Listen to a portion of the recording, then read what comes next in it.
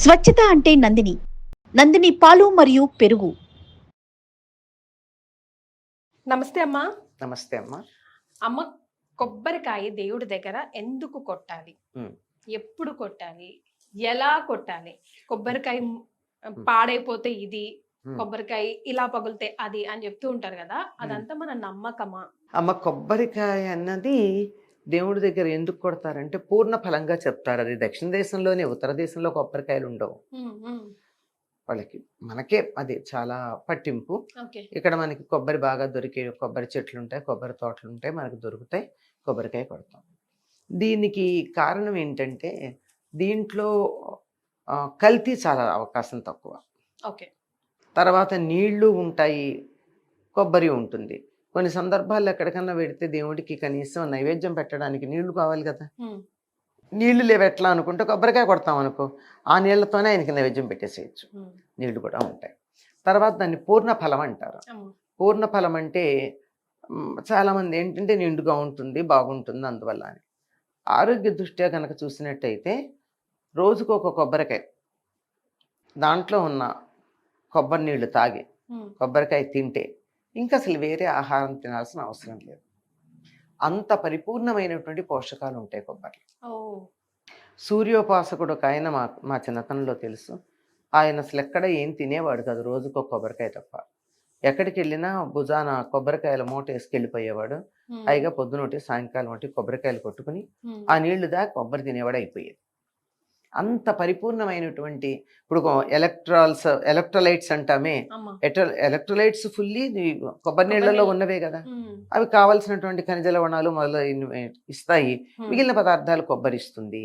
అందువల్ల ఒక కొబ్బరికాయ నివేదన చేస్తే పూర్తిగా పోషక విలువలతో ఉన్న ఆహారం పెట్టినటువంటి ఫలం వస్తుంది. అది ఒకటి. ఇంకా దానికి అనేక రకాలైనటువంటి వివరాలు మనం చెప్పుకుంటాం. పైన పీచు ఉంటుంది, లోపల టెంక ఉంటుంది, ఆ లోపల కొబ్బరి ఉంటుంది, ఆ లోపల నీళ్లు ఉంటాయి, ఇంత కదా. ఎందుకు కొబ్బరికాయ కొట్టమన్నారు? దేవుడి దగ్గర కొబ్బరికాయ కొట్టడం. మామూలుగా అయితే ఇప్పుడు అరటిపండు ఉంది, కొట్టం కదా. ఇంకా దేన్ని అట్లా కొట్టే పని లేదు. ఇక్కడ కొట్టడానికి ఏమిటి అంటే, ఆ కొబ్బరికాయ లోపల ఉన్న కొబ్బరి కానీ నీళ్లు కానీ కావాలంటే పైన పెంకు పగలాలి. ఆ పెంకే అహంకారం. నీ అహంకారాన్ని నువ్వు పగలగొట్టుకుని లోపల ఉన్నటువంటి నీ హృదయాన్నో నీ భావాలనో భగవంతుడికి సమర్పించుకోవాలి అన్నదానికి సంకేతంగా ఆ కొబ్బరికాయకి టెంక ఉంటుంది. అది అసలు తినడానికి ఎంత నేర్పు ఉండాలమ్మా. కొబ్బరి తినాలంటే ముందు పైన ఉన్నటువంటి పీచు తీయాలి, మెత్తగా ఉంటుంది. అంటే లోపల ఉండే అహంకారానికి పైన అనేక రకాలైన ఇమోషన్స్ కవర్ చేస్తూ ఉంటాయి దాన్ని భద్రంగా. అది అహంకారం తెలియని కూడా తెలియదు, ముట్టుకుంటే మెత్తగానే తగులుతుంది. కొబ్బరి బొండం అంత కష్టంగా ఏమి ఉండదు కదమ్మా, కాయ తగిలినంత గట్టిగా ఏమి ఉండదుగా. అంచేతన మన భావాలు, మన తెలివితేటలు, మన చదువులు ఇవన్నీ మన అహంకారాన్ని చాలా భద్రంగా జాగ్రత్త పడతాయి. నాకు అహంకారం లేదండి అంటాం. అస్సలండి వాళ్ళకుంది కానీ నాకు లేదు. చాలదా ఇంతకన్నా గొప్ప అహంకారం? అదే కదా. ఇలా చెప్పుకుంటూ పోతే అహంకారం అనేటటువంటిది ఎన్ని రకాలుగా ఉంటుందో దాన్ని ఈ పైన కొబ్బరి పీచుందే ఇది రక్షిస్తోంది. ఇది ఈ భావాలన్నీ నేను చెప్పిన, నాకు అహంకారం లేదండి, వాళ్ళకు ఉందండి, ఇదండి ఇదంతా ఈ కొబ్బరి పీచులాగా పైన చాలా జాగ్రత్తగా ఆ లోపల ఉన్న అహంకారాన్ని భద్రపరుస్తూ ఉంటుంది. దాన్ని టెంక పగిలితే తప్ప, మనకు కూడా మాట ఉంటుంది, బాగా పొగరబోతుంటే వాడికి టెంక ముదిరింది అంటాం, టెంక జల్ల కూడా ఇస్తాం కదా. ఇలాంటివన్నీ ఏమిటంటే ఇక్కడ ఉండేటట్టు అహంకారానికి సంకేతంగానే ఈ స్కల్ గురించి చెప్తే, దాన్ని బ్రేక్ చేస్తే తప్ప లోపల ఉన్నటువంటి గుజ్జు మనకు రాదు. అది అయ్యాక కొబ్బరి ఏమన్నా నాలుగు మీద పెట్టుకుంటే మీకు రుచిగా ఉంటుందా? అంతగా ఉండదు కదమ్మా. కొన్ని ఉంటాయి, బట్ చప్పగా ఉంటుంది. ఎంత తీయందైనా చప్పగానే ఉంటుంది. దాని రుచి తెలియాలంటే ఏం చేయాలి? నవలాలి. నవిలాక కానీ దాని రుచి మనకి తెలియదు కనుక ఈ రకరకాలైన భావాలు వదిలేయాలి, అహంకారం పగలగొట్టాలి, లోపల ఉన్నటువంటి దాన్ని నవలాలి, సాధన చేయాలి. అప్పుడు రుచి ఉంటుంది, ఆరోగ్యం ఉంటుంది. ఇంత విశేషంగా చెప్తారు. ఇంకా దానికి చాలా చెప్తారులేండి అని వాస్తవమా ఏమో చెప్పలేం, కానీ లాజికల్గా బాగానే ఉంటాయి. 3 కళ్ళు ఉంటాయి దానికి, ఉమ్, కొబ్బరికి. కింద. ఓ శివుడికి సంకేతం, ఉమ్, అందువల్ల శివుడిని సమర్పించినట్టు అని ఉమ్. ఇలాంటి అర్థాలు చెప్తారు. ఇవన్నీ చమత్కారంగా వినడానికి బాగుంటాయి. మరి అంతేగాని అది వాస్తవం ಮತ್ತೆ అయ్యుండొచ్చు, కాకపోవచ్చు, కాకపోవచ్చు. మనం చెప్పలేం దాన్ని. ఎస్. ఇది ఈ కొబ్బరికాయ కొట్టడంలో కూడా మనకు అనేకమైన సందేహాలు ఉన్నాయి. అవును, ఎప్పుడు కొట్టాలి, ఎక్కడ కొట్టాలి, ఎందుకు కొట్టాలి, ఒకటి తెచ్చుకోవాలా, రెండు అక్కడే పెట్టాలా, పీచున్నది తెచ్చుకోవాలా, కుళ్ళిపోతే ఏంటి పరిస్థితి, ఏదైనా అపశపనం అది ఇవన్నీనమ్మా ఈ మధ్య కాలంలో వచ్చే, పూర్వకాలం ఇలాంటి సమస్యలు ఉండేవి కాదే. ఆ పురోహితుడు 5 కొబ్బరికాయలు తెచ్చుకోండి, 6 తెచ్చుకోండి సత్యావర్తానికి అంటాడు. 6 దేనికండి అంటే, ఒకటేమో నైవేద్యానికి, 7 ఒకటేమో కలసం మీద పెట్టడానికి, ఒకటి నైవేద్యానికి, 5 ఒక్కొక్క అధ్యాయం చదివాక అని. అంతే, ఆయన చెప్పాడు, మనం తెచ్చాం. 7 ఎందుకు, 8 కొట్టకూడదా, ఇలాంటి సమస్యలు ఎవరికి రాల. ఒకళ్ళు చెప్తే ఇంకోళ్ళు వినడం అనేది సంస్కృతి ఉన్నంతకాలం మనకి సమస్య లేకుండా పోయింది. అది కాకుండా ప్రతి వాళ్ళు అర్ధ జ్ఞానం, మిడిమిడి జ్ఞానం అంటారు, హాఫ్ నాలెడ్జ్ అంటారు ఆంగ్లంలో. ఈ హాఫ్ నాలెడ్జ్ వచ్చేటప్పటికల్లా సమస్యలు రోజు రోజుకి పెరిగిపోతున్నాయి, కానీ లేకపోతే లేదు. హాయిగా దేవుడి దగ్గర కొబ్బరికాయ కొట్టమంటే ఒక కొబ్బరికాయ కొడదాం. ఏదో మొక్కుకుంటారు, అది కొడదా, 10 కొడతాను, అది కొడతాను. ఇవి మొక్కుకుంటే అది నీ ఇష్టం, దానికి ఎవరికి ఒక లెక్క ఏం లేదు, శాస్త్రం ఏం లేదు మొక్కుకి. నువ్వు మొక్కుకున్నావు, నువ్వు చేసుకో, అయిపోయింది. కనుక ఒక్క కొబ్బరికాయే సాధారణంగా మనం కొడతాం.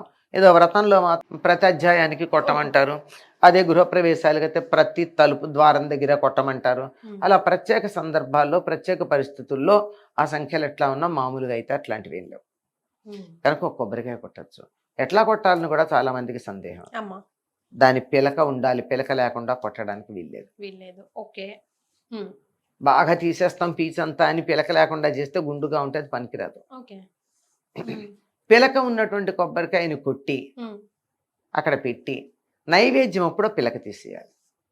పిలక తీయకుండా కొబ్బరికాయ నివేదన చెయ్యాలి. కొట్టే సమయానికి పిలక ఉండాలి, నైవేద్యం పెట్టే సమయానికి పిలక ఉండకూడదు. తర్వాత ఇంకొకటి, చాలా మంది చేసే పని, కొబ్బరికాయ కొట్టంగానే చెక్కలకు అటు ఇటు కుంకుమ పెడతారు. అవసరం లేదు, పెట్టకూడదు కూడా, గట్టిగా చెప్పాలంటే పెట్టకూడదు.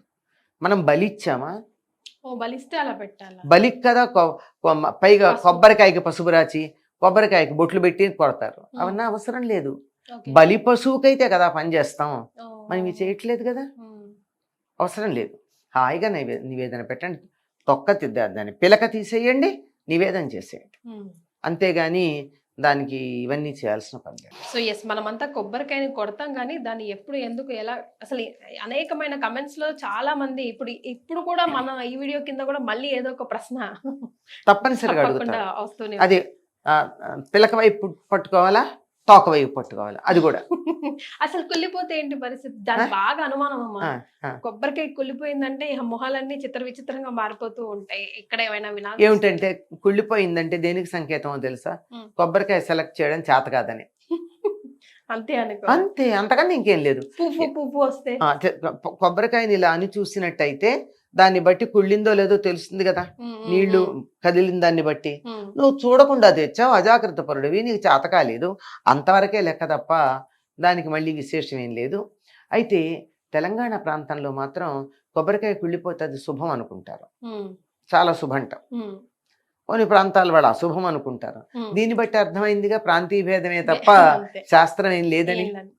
పువ్వు వచ్చిందనుకోండి, చాలా మంది ఏమనుకుంటారంటే, పువ్వు వచ్చిందంటే ఆల్రెడీ మొక్క రావడానికి సిద్ధంగా ఉన్నది, అంటే మనం చేసేటటువంటి పని ఫలితం వస్తుంది అని పువ్వు వస్తే శుభం అనుకుంటారు. నమ్మకం, ఏదైనా నమ్మకం మీద ఆధారపడి ఉంది. ఇవి నమ్మకాలే, సైన్స్ అయితే కాదమ్మా. అయితే కొబ్బరికాయ కొట్టడం అన్నది పైన ఈనె మీద కొడతారు. ఇప్పుడు ఇలా 3 భాగాలు ఉంటుంది కదా, 3 ఈనెలు ఉంటాయి. ఆ ఈనెల్లో ప్రముఖంగా ప్రామినెంట్ గా ఉన్నటువంటి ఈనె ఉందే, దాని మీద కొట్టినట్టయితే ఒక్క దెబ్బకు పగులుతుంది కొబ్బరికాయ, 2 pieces అవుతుంది. లేకపోయినట్టయితే మధ్యలో కనుక కొట్టినట్టయితే చాలా బ్రేక్స్ గా వస్తుంది. చాలా సంతోషం అమ్మా, ధన్యవాదాలు. నమస్తే.